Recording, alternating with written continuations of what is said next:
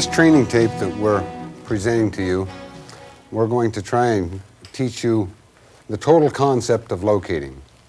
Regardless of how much experience you've had as a locator, would like you to pay attention to what we're going to teach, because we're going to go beyond, much farther beyond than what you would ever receive from an instruction manual.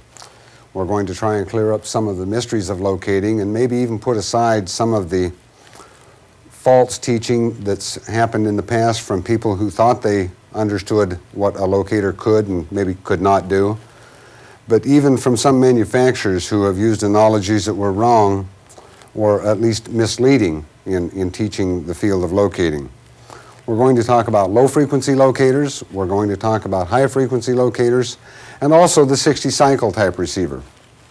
This is an example of a 60-cycle type receiver. It locates the electromagnetic wave that's present on a cable when current is flowing through the cable. Therefore, it could be used on a street light at night. During the day, the photocell is open and no current's flowing. It can be used on primary cable, but it doesn't work well on secondary. And as we get farther into the tape, we'll be explaining why 60-cycle locators do not perform very well on secondary cable. Here I have two locators shown. One is what we call our A7 cable commander. This is a conventional pipe and cable locator, the Model A6 tracer. But whether I'm talking pipe and cable locators, straight pure cable locators, whether we're talking high-frequency locators or low-frequency locators, a conductor in the ground is a conductor in the ground. And whether it be a power cable, a telephone cable, a water pipe, or a gas pipe, it's going to be identical as far as the physics of the locate. So let's move into a locate and start out by talking about conductive tracing. And keeping in mind that the low-frequency locators work in the conductive mode, whereas the high-frequency locators can work in the conductive mode, the inductive mode, and the inductive coupler. And we'll talk about all three of those methods and even show you outside how to use them in the various methods. But let's start out in a conductive mode. Here we've placed a transmitter on the ground, and we've actually connected a cable or the direct output cable up to your cable to place some tone on it, and there's the tone going out on the cable. And then we're going to walk above the ground with a receiver and locate that cable. But before we can really do that, we have to put some current in the line that will create the tone that we're placing on the cable. And just like this light bulb right here could not turn on until we literally close the switch to have some current flowing, same must be true with our transmitter here connected to the cable. By this, we're going to put a ground plate or a ground rod out. Now, the tone going out on the line is going to come back through the soil to that ground plate or ground rod and return back to the transmitter. So the closed loop is actually through the earth and back into the transmitter. You will have the same tracing tone on that wire as you will on the cable that's under test. One of the problems we see in the field, or I should say in a repair department, when you bring a locator in for repair, is a little broken wire right here that comes from either at that point or right here that comes from the flexing of the wire in your connections. And that would be just like opening the switch right here. It'll turn the light off. If you break a wire right here, it'll shut a locate off. To have a good locate, you need, those wires have to be in good shape. Okay, now the instruction manual, if you've read one, would tell you to place the ground plate at 90 degrees from the route of the conductor, which I've done right here, and fully extend it. And that really is only needed if you're going to be tracing long distances. For the most part, the locates that you're going to make are within 50 yards of your transmitter. This ground plate can almost be anywhere that you want to put it, and especially make sure it's out of the locating area. For instance, one of the problems we see in locating is that you ground the power cable, the neutral, to the cold water line. So the cold water line is now tied to the circuit, just as we have another light bulb tied into the circuit. The telephone company, they've grounded their sheath to the cold water line, so they're involved. Cable television, they've grounded to the cold water line, so that when you place a tracing tone on the line, it's going to go out on that conductor and see a route back to the ground plate. It's going to go on that conductor. So literally every conductor that's using the common tie point is going to have tone on it. And this is where sometimes we're led astray. When we place tone on a cable, we end up locating a water service. So we're going to talk about these problems as we get farther into the tape. The important thing is, though, is to remember where you put this ground plate can make a very, very important aspect to your locate. For instance, if you're going to be locating close to your transmitter, you're not going to be wanting that ground plate wire out in the route of where you're going to be tracing, because if the ground plate was right here, when I got right here with my receiver, I'd be locating my ground plate wire instead of this cable. So I probably would want to put my ground plate over here. In other words, as far away from the entry point of that cable to my transmitter as possible. The second thing I would want to do is maybe coil up this wire to be very, very short. While the instruction manual tells you to fully extend it 90 degrees, the longer that cable is, the more radiation you're going to pick up from that, so the farther away you're going to have to work from your transmitter. So by coiling up that wire, you can eliminate some of these close-in problems. Now, I'd like to talk about one aspect of a locator. Some manufacturers claim it's not necessary, and we believe it is, and some of the other manufacturers do too. If we were to ask you to design a wall outlet and place on the wall over there and give you the parameters of we're going to want to run a TV set, and we're going to maybe want to run a coffee pot, but also a bobby pin. And now we're going to have a bit of a problem, aren't we? We're putting a short circuit into a wall outlet, and everyone knows you can't do that. But yet Weller did that, the Weller soldering gun. Any of you seen the Weller soldering gun, which has the short circuit, the copper on the end? That works very well on a short circuit, but it could not power up a TV set. And I ask you the question then, what's the difference between your transmitter that you're placing on the ground here? We'll draw this anew right here and put a transmitter. We're hooking it onto a cable. We're laying a ground plate or a ground rod out, and the return path is through this earth. Now, since the earth is involved in this thing, sometimes this can be very, very high resistance. Sometimes it can be a very low resistance. Wet soil, dry soil, sand, clay. Sometimes you're going to be over asphalt and concrete, laying your ground plate on top of a concrete sidewalk, and the transmitter is literally going to be looking at a very high resistance. Sometimes, again, we say it may be a short circuit. To solve this problem, what we have done, and some of the other manufacturers, we can't give you one outlet that can run both a bobby pin and a TV set. We can't give you a cable locator that's going to match all of the soil conditions you're operating in, so we provide 5 separate direct outputs on our transmitter, as does some other manufacturers. Some do not. And whether you choose to have that in the transmitter that you're using, that's up to you. You probably should refer to your instruction manual to see if you do have impedance matching, and if you do have it, read that portion of your instruction manual very, very closely on how to select the proper tap for the ground conditions that you're operating in, which is really quite easy. Once I have my transmitter running and on one of the output tap switches, and we don't really care which one, we can just lay our receiver down off to the side and turn the receiver on to where we have a meter reading. By that, we're going to say this meter should literally be on scale, so that you've got the receiver turned on and the signal level on the meter is about mid-scale. And then by going back to your transmitter, you can just rotate through the various taps you have and find out which tap actually gives you the best reading. Once you've found the tap that gives you the best or the highest meter reading, that's telling you that your transmitter likes that tap better than the rest of the taps and is really placing more signal on the line. With impedance matching, you can actually produce longer and deeper traces with your locator than you can without impedance matching. Now let's go outside and take a look at how we're going to actually physically put a transmitter on a cable, and we'll go through and make what we call a null and a peak locate. And pay close attention to this null and peak, because we're going to use that terminology throughout this tape in the physical use of locators. In the field of locating, we're going to use two words that the students must learn if he's going to locate cable. One is called a null, and one's called the peak. And I have two of the basic kind of instruments that you're going to run into in the field. And the difference being, one is using a wand type antenna, and this is what we call a flat box or a pipe and cable locator.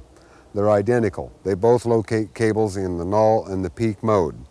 So let's start out using the null mode and showing you what a locate would be like and what to expect. When you're right over the cable with the antenna in the vertical mode, which is related to how the copper wire is on the antenna, you're going to lose your tone, and you'll have tone on both sides of the cable. Let's see if we can produce that.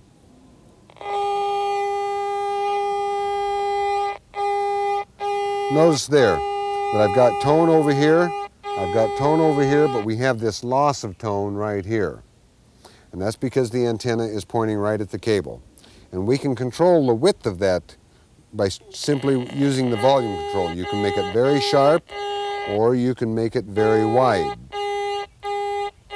Even though this antenna is in what we call the vertical mode, we produce the same type of a reading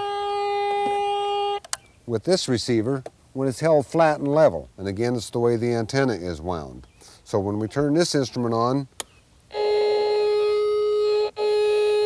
again, the null is when we're right over the cable with tone on both sides. Notice in the null mode, though, that we can go through in any angle and get the null. The antenna doesn't make any difference. Again with this instrument. Any angle, you can go through and produce this null reading. And whether you're standing right here or whether you're going this direction, it doesn't make any difference. So tracing to the transmitter or away from the transmitter should not make a difference. If it does make a difference, it's in the antenna alignment of your instrument. You have a problem.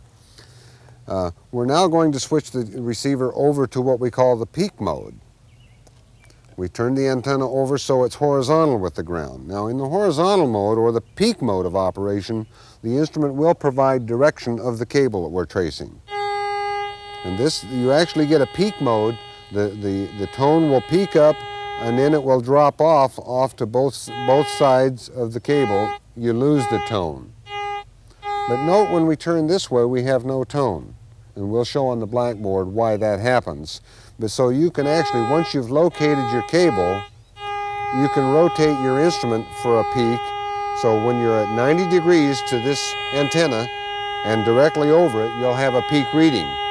Note with this instrument right here, you're going to hold it in the vertical mode or in this mode to produce that same peak reading.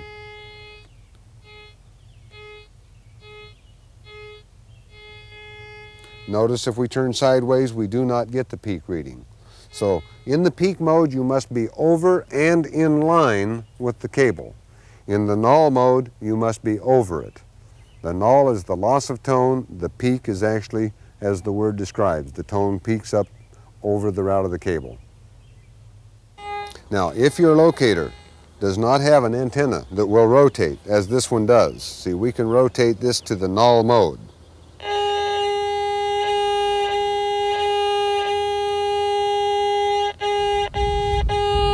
All you'd have to do with your locator is turn it over, because it really doesn't make any difference whether we rotate the instrument or rotate the antenna. It's a function of how the antenna is pointing at the ground. So if we're in the null mode, if your instrument will only locate in a null mode, you can obtain a peak mode if you'll turn your instrument over and run it this way. But the important thing is to understand that the null is the loss of tone with tone on both sides of the line.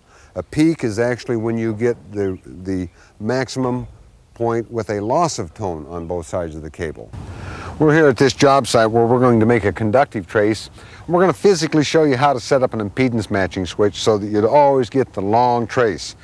Remembering that the instruction manual said set your ground rod or ground plate 90 degrees from the route of the line you're going to trace and fully extend it. Most traces aren't that way. They aren't the long traces that they're talking about in the instruction manual. So I'm just going to set my ground plate up pretty close right here, and this will cover probably 80% of your locates. We've chosen this fire hydrant here because it's close, it's convenient. This could be a power cable, it could be a water pipe, it could be a gas line, it could be any kind of a conductor. Because as we are going to keep talking about in the film, a conductor is a conductor, and your cable locator or pipe locator will not know whether it's a telephone cable or a power cable or a water pipe. So with my ground plate in the ground right here, I'm going to hook on. But on this fire hydrant we got some paint here, so I've got to scratch through. You want to make sure that when you connect onto your conductor that you've gone through all the paint or oxidation or insulation material that would prevent your transmitter from putting a tone on the line. I've turned this to tap number 3 with our locator, the Aqua-Tronics locator. Anytime, if you feel like you don't have time to set up an impedance match, if you're in a hurry, put it on tap number 2, connect up and go make your trace, and it will get probably 85% of your relatively short-range traces. But if you really need the distance and you really need the depth, you must set up the impedance matching. So we'll put this on tap number 3, and when you connect it, you can set it to any tap and just turn it on.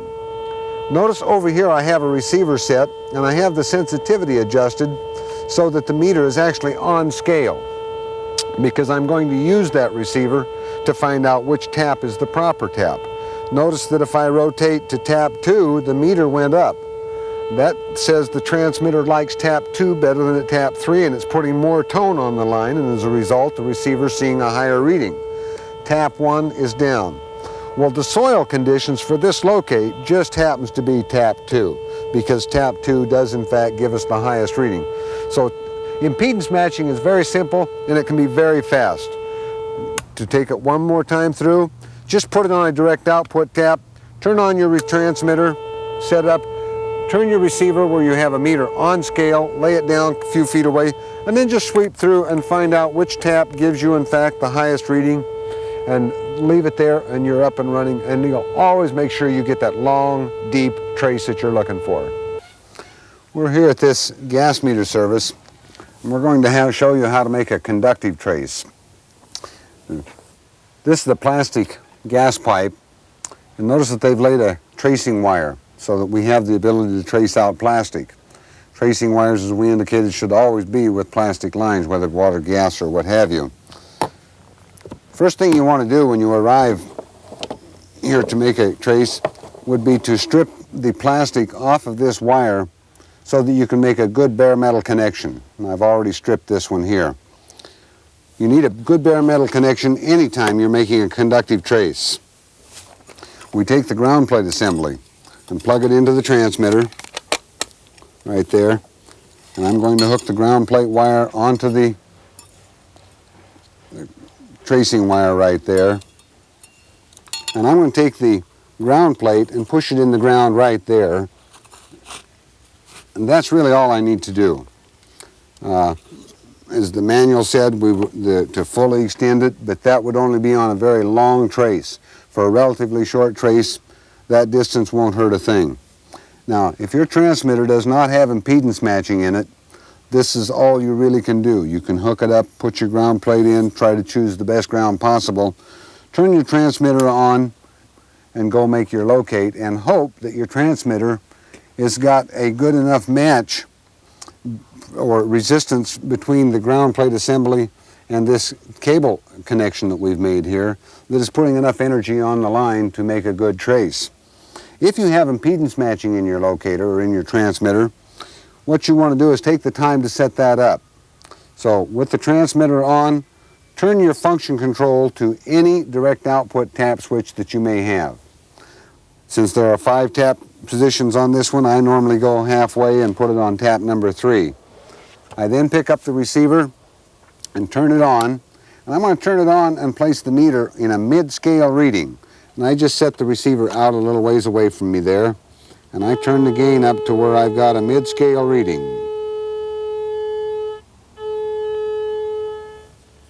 Getting a little tone there. Okay, now the meter is setting at about the halfway point. Then I'm going to come back and see that Tap 4 dropped, tap 5 is nothing, 4, 3 is off scale here. So I turn it down, the receiver down a little bit. Tap 2 is off scale, and so it's a choice between tap 1 and 2, so I turn the receiver down a little more. Tap 2 is plainly giving me the best reading. Tap 2 being the highest reading, that's the tap that I would leave it on. In other words, the transmitter is telling me that it likes tap 2 the best, and on that tap it's going to give me more tracing tone on the line than any other tap that I would leave it on. So at this point, I can literally pick up my receiver now and go make my trace. Now that you've seen the cable locator actually being used outside in the null and the peak mode and in a conductive trace, that's about as far as what most instructors will take you in teaching you to use a locator. I'd like to take you now beyond that and actually take you to a point where you understand why locators locate the way they do. Because if you'll bear with us now and really try to understand what it is we're about to teach, I think your locating is going to be a lot easier for you. Let's start out by saying that a cable locator, its transmitter can only do one thing. And all that transmitter knows how to do is generate a signal and place it on the cable that's being traced. A receiver can only do one thing. It's picking up that signal and receiving it. What happens to that tone or that signal while it's on the cable is really what creates problems. And I think we've all been out on the street where we made a physical trace in one position, we painted the ground, we marked it very carefully, and we found that the cable was over here, not over here. Anybody that's located cable with any brand locator has had that problem. So what we're going to teach you here now is why locators make mistakes. And to do that, let's go into the radio field pattern. We're not going to get into heavy electronics or anything of that nature, so bear with us and try to pull this one out. This transmitter, all it knows how to do is generate a signal. So we're going to take that signal, and as that signal starts to build up like that, there becomes a little radio field that's going to develop much like a little small hula hoop around this cable. And as this sine wave gets bigger and bigger, this radio field pattern is going to get bigger and bigger. And as that sine wave gets bigger and bigger, again, we have a much bigger field around that. And finally, we get to the crest of this wave right there, and we've got this nice big radio signal that's around that conductor in the ground. And then that radio signal starts getting smaller and smaller and smaller, till finally at that point, we have no radio signal on the cable right here at all. And then it goes through the whole process. It gets bigger and bigger and bigger until finally it hits the crest of the wave, and then it gets smaller and smaller. And that's all that's happening. We've got this radio field pattern which is building and it's collapsing. It's building and it's collapsing. And as long as that transmitter is connected to that cable and as long as the transmitter is on, that's what's happening to the cable. Now let's take a look at this sine wave right here. We have a plus and we have a minus. And I don't know whether this radio wave is clockwise in the plus mode or whether it's counterclockwise, and I guess I really don't even care, providing I understand that there is a direction to this radio wave. So let's just stop action this radio wave right now in the clockwise mode, understanding that this radio wave is building, it's collapsing, building and collapsing, and also changing direction. Now, back in high school physics, they told us that if we placed a conductor right there, and we placed that conductor in a moving magnetic field that would cut back and forth, we would actually induce voltage into that conductor. That's why transformers work. We have a primary and a secondary. So we can really say cable locators are much like transformers.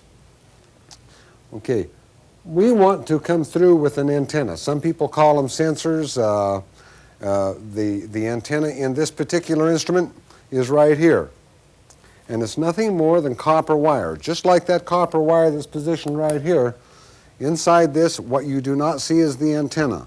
What you see is a housing here. Inside this tube right here, there is a ferrite rod, and it's actually got copper wire wound on it in that direction, much like that rod right there. And then we've got copper wire wound on it like that. Now, if you would take this type of receiver, the antenna is wound in this fashion, much like this black rubber trim that we have on the outside edge. The antenna on this instrument is not that black rubber trim, but it is located right below it, but it's in the same plane, wound around in that fashion. So if you're using a pipe locator receiver, this is what we call the null mode. With this type of a locator, this is what we call the null mode. But whether the receiver is wound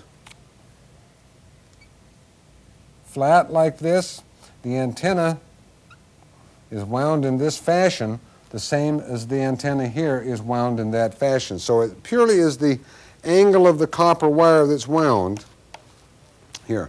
We're going to go through now and produce a null reading with this locator in this mode. And this would be what we call the null mode.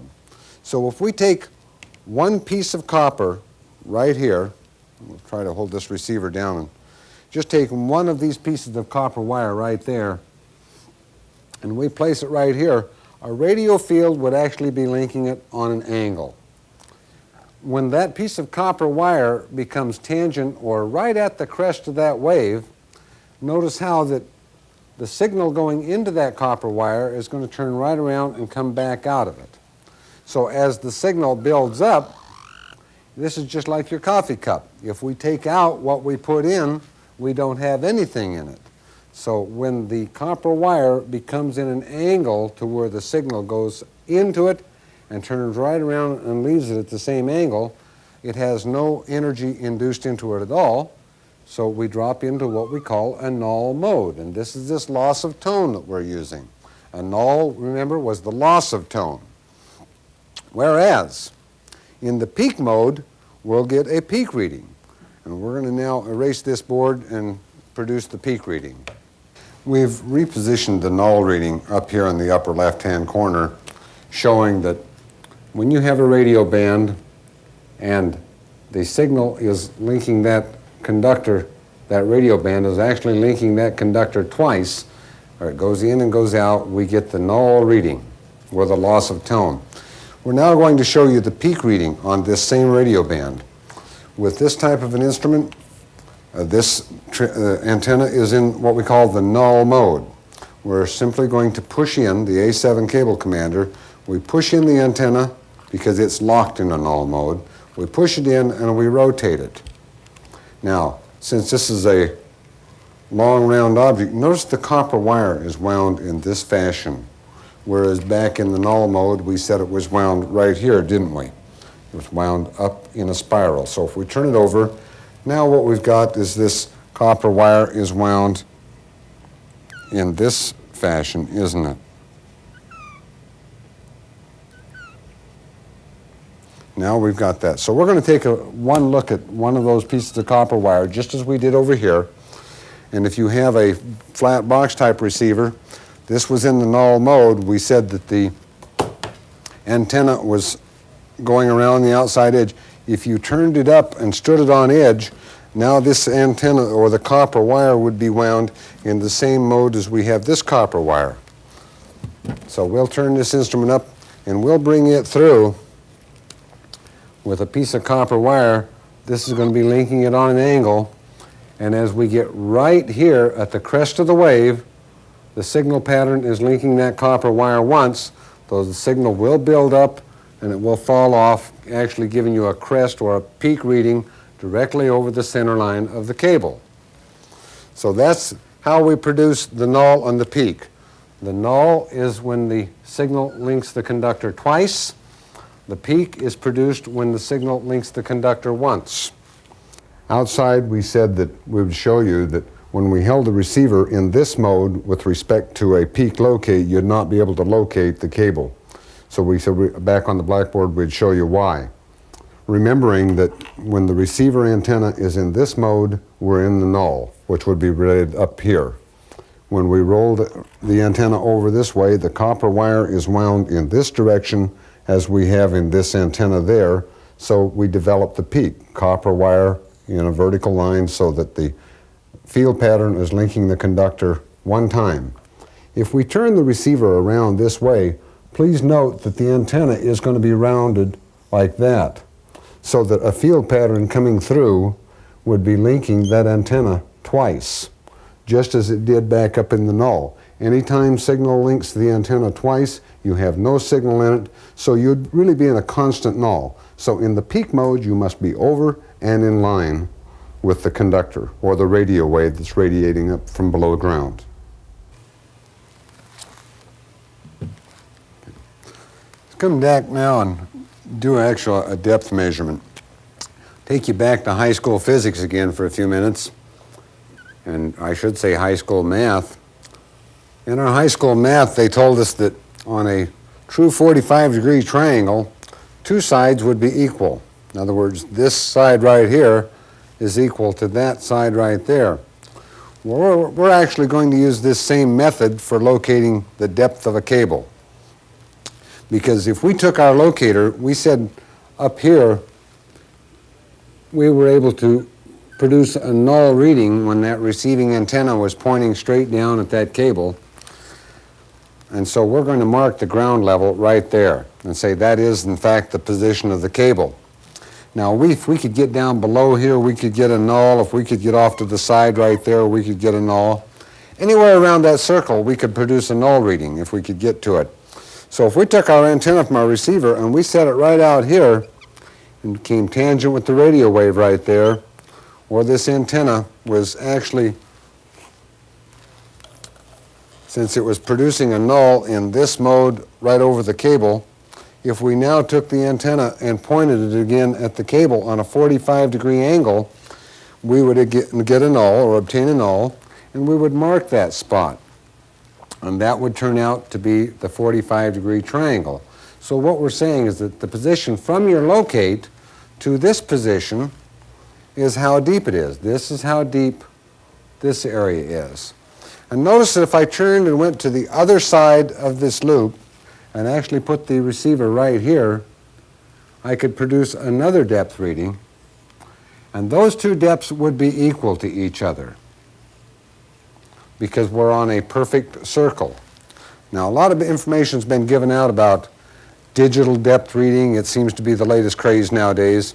You want to be very, very, very careful in using any method but 45-degree method for measuring depth, because you can enter yourself into a real problem if you're believing that. Now, on a single conductor in the ground, the 45-degree method works, the digital depth works, even the raise-up depth will produce a reading. And the reason for it is working off of a symmetrical wave which is even proportional. I use depth readings to tell me when I'm making an error on a locate, because we can do this. The important thing right here on this picture, though, is to understand that using the 45-degree method, we can produce a depth reading and why it produces the depth reading. On this particular locator, there is a 45-degree reading bubble level that is mounted on a 45-degree angle, so that when we're locating a null, if we but literally level that bubble, the antenna is now pointing at a 45-degree. So if I position the cable right here, I can put this on a level and then back away and to determine where the 45-degree mark is and also the depth of the cable.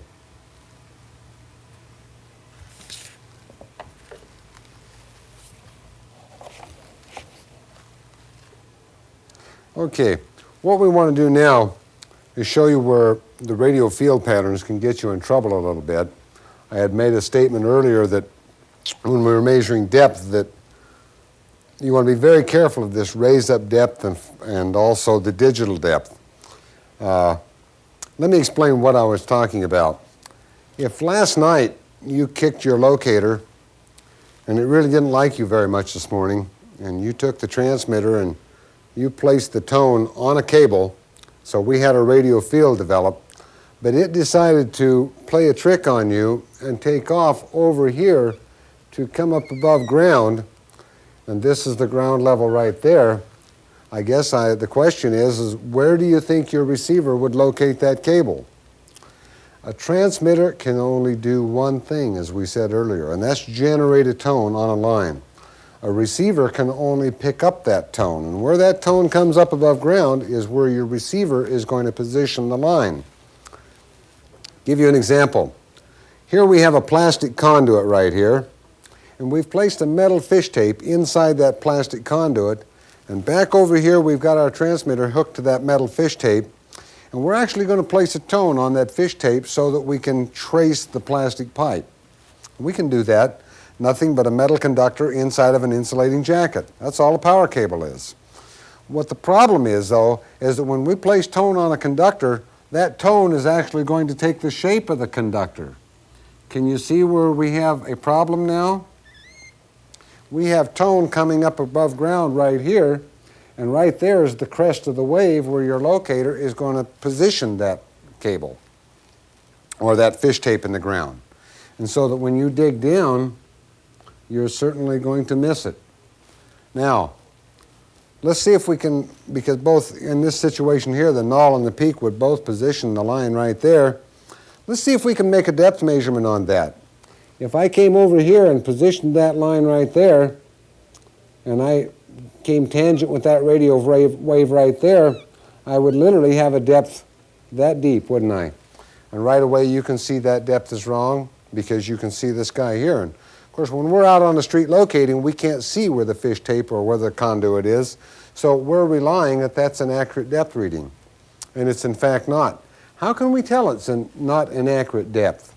We can run to the other side and take a depth reading here, and here the antenna is not even pointing. It's pointing out in that direction somewhere, but we're still becoming tangent with the radio wave, so we take another depth reading.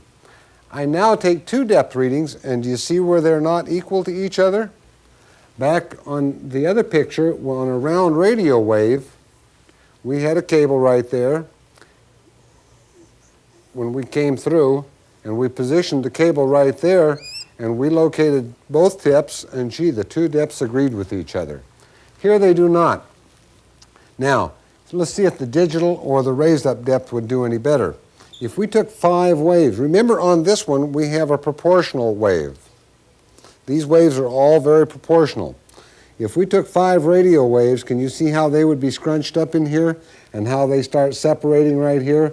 They become non-proportional. And my problem with anything but 45-degree method is that you can only take one reading. If I push a button or if I raise up right there, I'm going to get a wrong depth reading, just like I got a wrong depth reading off of 45. My problem is that I don't have another method of using to verify that first method, whereas with 45 I do, because I can measure both sides of the cable and compare the two. When they agree, I've got a good depth. When they don't agree, I've got an error in my locate. The field pattern is not coming up straight above ground. So using your depth readings with the digital or the raise-up kind are fine on a single conductor in the ground. But when you get a distorted wave in the ground, you've got problems. Now, of course, we can always quit energizing fish tapes and get rid of our problem. But let's take a look at what happens here when we have 2 cables in the ground. I want to take you back just a little bit, though, to some of your high school physics again. Back in high school physics, they took a north pole of a magnet, and they told us that there'd be a radio wave or a magnetic wave around that magnet that would look something like that. And since we can't really see these magnetic lines, we kind of took their word for it, any more than we can see these magnetic lines, until finally one of the instructors came by and said, okay, let's take some piece of paper and some iron filings, and let's put the paper over the magnet and put the iron filings on it, and gee, all of a sudden we could see these radio waves, and they look just like the physics book said they would do. If we took another North Pole magnet right here, and it too had radio waves, everybody knows what happens when we put 2 magnets together and 2 like poles, they push each other apart, don't they? Well, it's not the metal magnet that does the pushing. it's the magnetic lines right here, and again you can prove this by just using iron filings. You'll see those filings wrinkling all up and really distorting and getting bent out of shape as the closer these magnets become to each other. Same thing's going to happen when two cables are in the ground, because both of these cables are tied back at the house here. I'm going to make one of them my power cable, and one of them is a telephone line. Well, we were tied our power cable to the cold water line, and the telephone line, they tied to the cold water line, so these two cables are coming directly from the transmitter. And since those two cables come from the same point, if I would put a clockwise tone on this cable here, that we would have that same clockwise tone on that cable there. Well, these two tones are just like two north poles or two south poles on a magnet.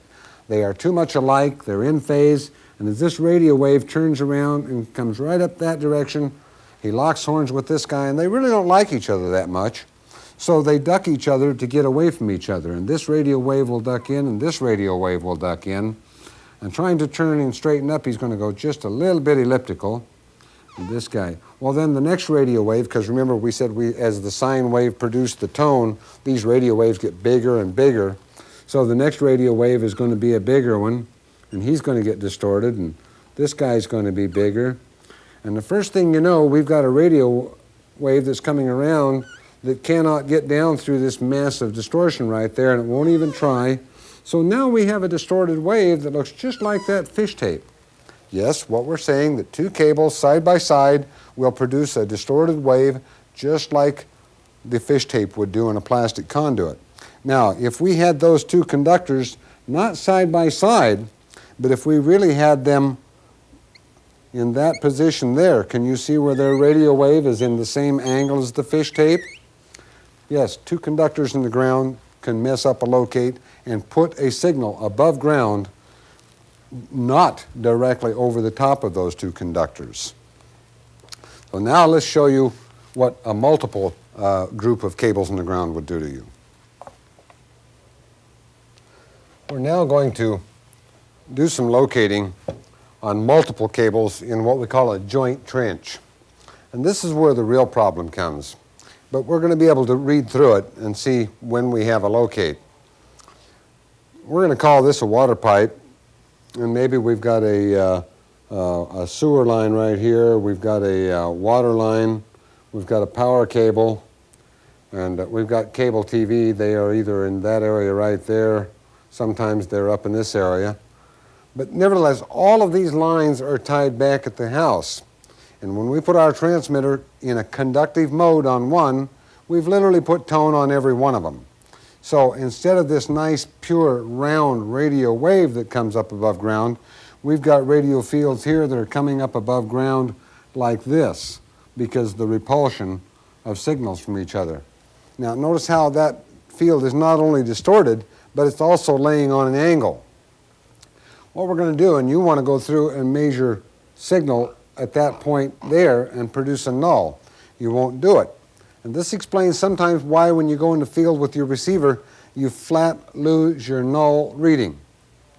Now you should be using null and peak both. Some people use a peak only because they're not comfortable with a null. Other people use a null because they're not comfortable with a peak. You really should be using both the null and the peak. If we take the instrument and go through in what we call the null mode, we're going to have a gain that's very, very high. Why? Because we want the meter upscale here where we can control the sensitivity or volume control. We want that meter up where we can physically see it drop down to 0 and then back up. Remember, in a null mode, we had the loss of tone directly over the cable. Well, to produce this high meter reading, we're going to have a high sensitivity setting. Now, if we have a high sensitivity setting, what we're going to end up doing is we're going to be locating somewhere in that mess if we are able to get a null at all. And of course, if we had an antenna, the copper wire on that antenna, even though one of those radio bands went through in what we call the null mode, remember that was when the signal pattern linked that antenna twice, another radio wave is coming through on an angle. Your receiver may let go of that one signal, but it keeps responding on the meter, so you may not even get a null at all in a joint trench situation. or where there is more than one utility in the line in the same area. But in this high gain mode, we're going to average somewhere in here and produce what we call a null reading.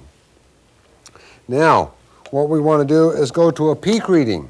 And here we're going to rotate the antenna over into the peak mode, because remember, the copper wire was this way with relationship to the field pattern in the peak mode. Now, if the meter is clear off scale, we can't see a peak reading, so we're going to have to turn our gain way down. Why?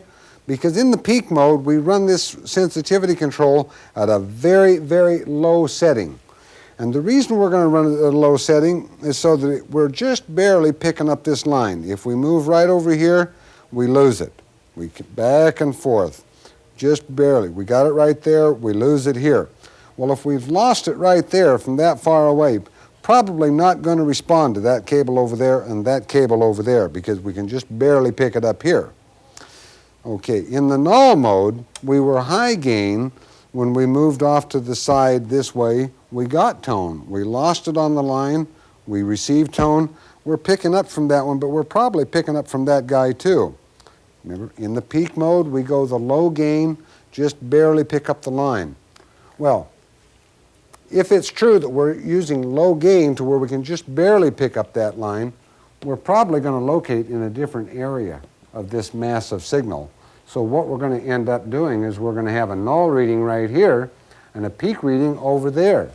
And now we got a problem. If in fact you can receive a null and get a peak right over the top of it in the same position, you can just about dig that with a teaspoon. I mean, your locate is dead on. When in fact you have an error in your locate, it comes from using your sensitivity control in two different settings. That's why I said earlier that it's very important to learn to use both the null and the peak in a locate, because what we're going to do is produce an error. Let's just say that the difference between this peak and this null reading was 10 inches. 10-inch area right there. Neither one of them are accurate. Neither one of them are what we would call the good locate. But because we use less sensitivity in the peak mode than we do in the null mode, the peak is the most accurate. So I'm going to use the peak as the mark for paint that I put on the ground. What else am I going to do? Let's just say that we give a contractor plus and minus 24 inches as a hand dig area. And that means when you put your mark of paint on the ground, out here at 24 inches this way, and out here at 24 inches this way, is going to be his hand dig area. In other words, he must expose that cable physically by hand before he can bring a backhoe in. But we just made a 10-inch error. And what I've done really on one side is I've only give him 14 inches, haven't I?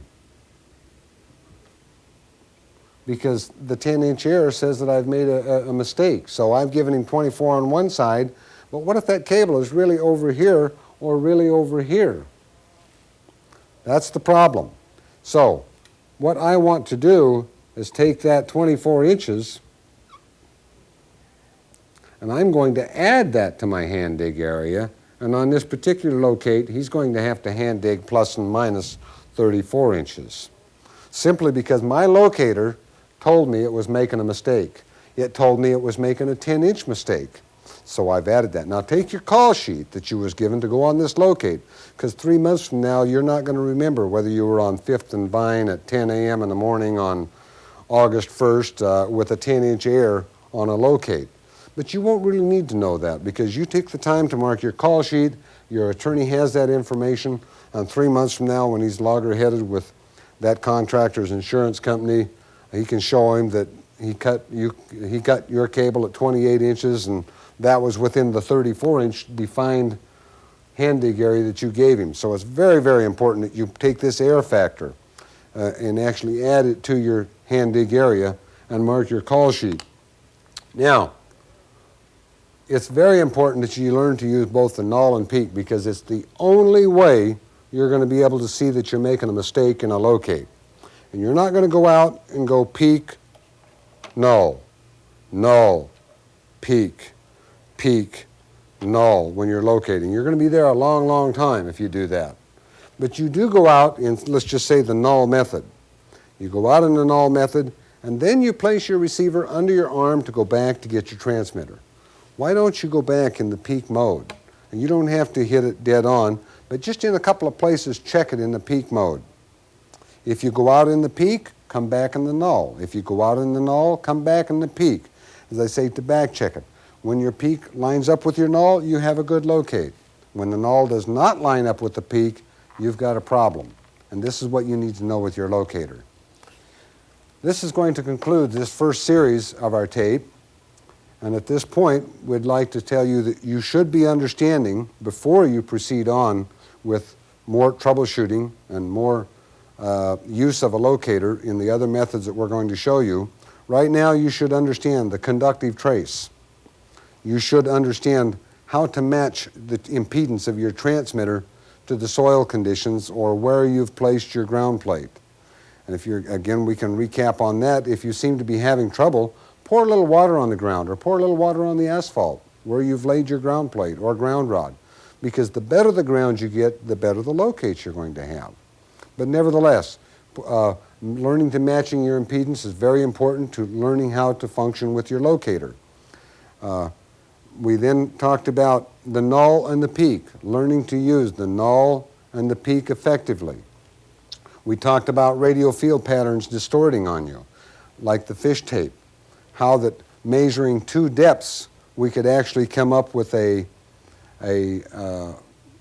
way to tell that the instrument was lying to us on a depth reading. Certainly if the two depths agreed with each other, we had a good locate.